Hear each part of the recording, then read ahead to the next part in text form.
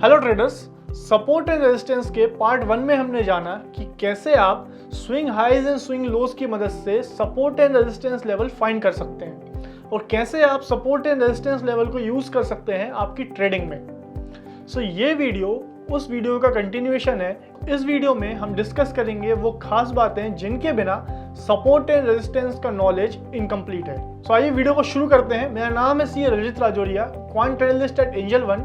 Video शुरू करने से पहले आपसे रिक्वेस्ट है, अगर आप चैनल पर नए हैं तो प्लीज सब्सक्राइब बटन पर क्लिक कर दें एंड बेल आइकन को क्लिक करना ना भूलें ताकि आने वाले वीडियोस के नोटिफिकेशंस आपको मिलते रहें।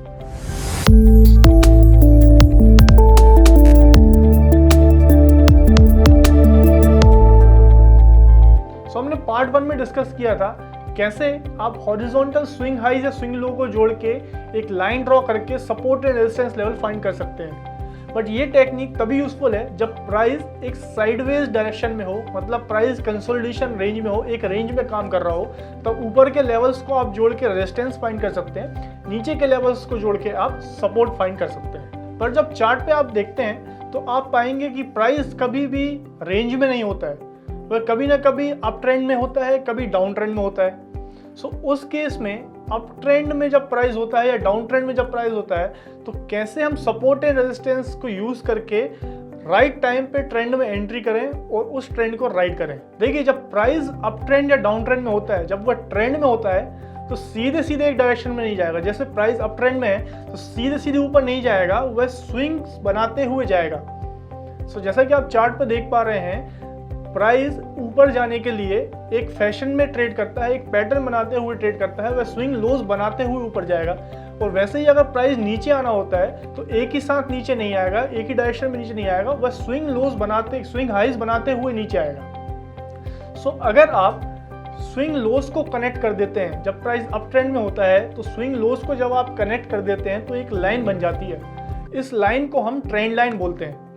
अगर स्विंग लोज को कनेक्ट करके वह ट्रेंड लाइन बनती है तो उसे हम सपोर्ट बोलते हैं। और अगर डाउन ट्रेंड में स्विंग हाइज को कनेक्ट करती है अगर कोई लाइन, उस ट्रेंड लाइन को हम रेजिस्टेंस लाइन कहते हैं। ट्रेंडिंग मार्केट में इन swing highs and swing lows को कनेक्ट करके जो ट्रेंड लाइन बनती है और जो सपोर्ट एंड रेजिस्टेंस का ये काम करती है ट्रेंड लाइन, इसको आप वैसे ही यूज कर सकते हैं जैसा कि हमने पिछली वीडियो में डिस्कस किया था, जिस तरीके से आप सपोर्ट एंड रेजिस्टेंस को यूज करते हैं। आइए एग्जांपल के लिए समझते हैं कि इन ट्रेंड लाइंस को आप अपनी ट्रेडिंग में किस तरीके से यूज कर सकते हैं। आइए सबसे पहले ट्रेंड लाइन को बनाना सीखते हैं। जैसा कि आप स्क्रीन पे देख पा रहे हैं, इस चार्ट में प्राइस अप ट्रेंड में है और वह स्विंग लोज बनाते हुए ऊपर गया है। तो ये जितने भी स्विंग लोज हैं, इनको अगर आप कनेक्ट कर दें और एक लाइन बना दें तो इसे हम एक ट्रेंड लाइन बोलेंगे। ये ट्रेंड लाइन स्विंग लोज के जरिए बनी है तो ये एक सपोर्ट का काम करेगी।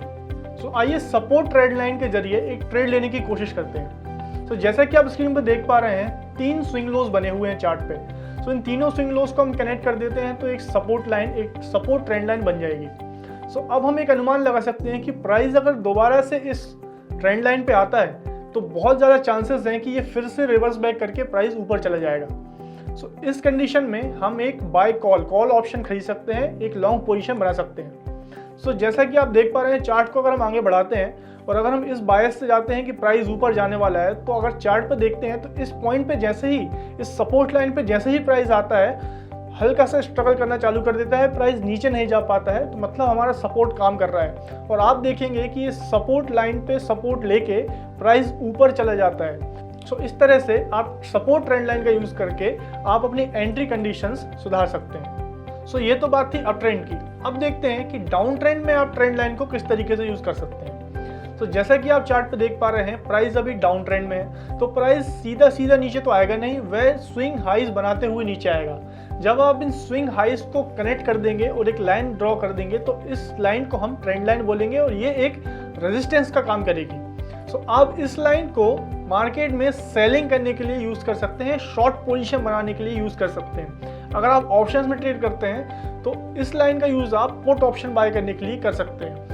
आप पहले ही प्रेडिक्ट कर सकते हैं कि ये लाइन के पास जैसे ही मार्केट दोबारा आएगा तो वहां पे रेजिस्टेंस फेस कर सकता है एंड फिर नीचे जाने के चांसेस काफी ज्यादा हैं। तो उस पॉइंट पे आप एक शॉर्ट एंट्री ले सकते हैं पुट ऑप्शन बाय करके। इस तरह आप ट्रेंड लाइंस की मदद से ट्रेंडिंग मार्केट में भी सपोर्ट एंड रेजिस्टेंस लेवल पता कर सकते हैं और उनको अपनी ट्रेडिंग में यूज कर सकते हैं ट्रेंड को राइड करने के लिए।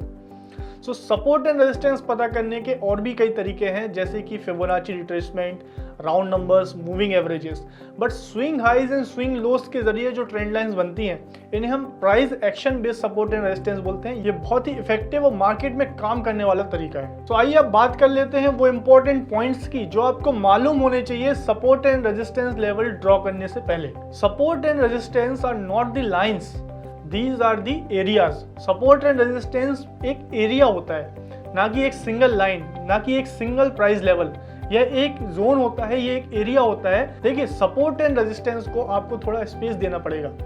एग्जैक्टली आप बोल नहीं सकते कि इसी पॉइंट पे जब प्राइस आएगा तभी वह रिवर्स करेगा। प्राइस उसके थोड़ा हल्का ऊपर भी आ सकता है, हल्का नीचे भी आ सकता है। तो आपको मान के चलना पड़ेगा कि सपोर्ट एंड रेजिस्टेंस जो होते हैं वह एक जोन होते हैं, वह एक एरिया होते हैं। आपको हल्का सा उसमें रूम लेके चलना पड़ेगा।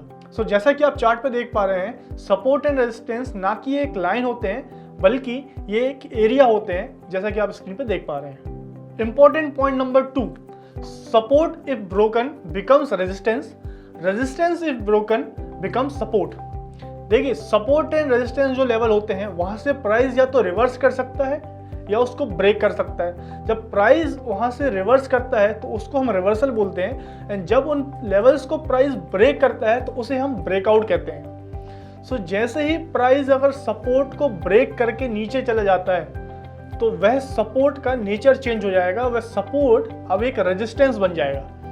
सो जैसा कि आप स्क्रीन पे देख पा रहे हैं, जैसे ही प्राइस सपोर्ट को नीचे से तोड़ता है, अब आने वाले समय के लिए जब प्राइस दोबारा से उस लेवल को टच करेगा तो वह लेवल जो सपोर्ट था एक रेजिस्टेंस का काम करेगा और वहां से प्राइस के रिवर्स होने के चांसेस ज़्यादा हैं। वैसे ही अगर रेजिस्टेंस को प्राइस ब्रेक करता है, रेजिस्टेंस को नीचे से प्राइस ब्रेक करके ऊपर चले जाता है, तो वह जो रेजिस्टेंस है उसका नेचर चेंज हो जाएगा। वह रेजिस्टेंस अब सपोर्ट की तरह काम करेगा। अब आगे के लिए वह जो रेजिस्टेंस है वह एक सपोर्ट का काम करेगा। जैसे ही प्राइस उस लेवल पे आएगा तो वहां पे रिवर्स होने के चांसेस ज़्यादा है, प्राइस वहां पे सपोर्ट लेके ऊपर फिर से जा सकता है। Important point number 3, support and resistance can be drawn at any time frame.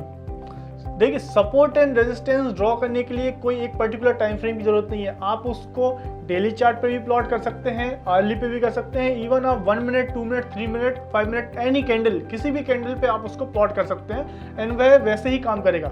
But जितना बड़ा टाइम फ्रेम होता है सपोर्ट और रेजिस्टेंस की इंपॉर्टेंस उतनी ज़्यादा बढ़ जाती है। जैसे कि अगर वीकली टाइम फ्रेम पे अगर कोई सपोर्ट है तो उसकी इंपॉर्टेंस अर्ली टाइम फ्रेम का जो सपोर्ट और रेजिस्टेंस होगा उससे ज़्यादा होगी।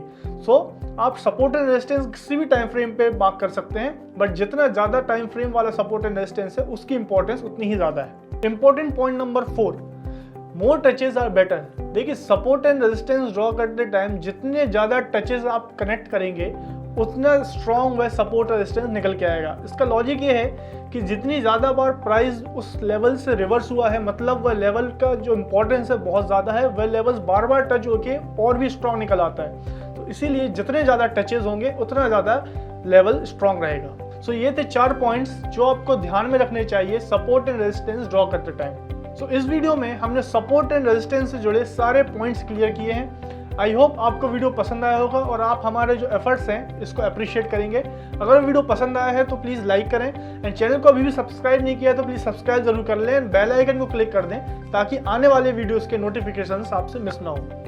Happy trading, thank you for watching.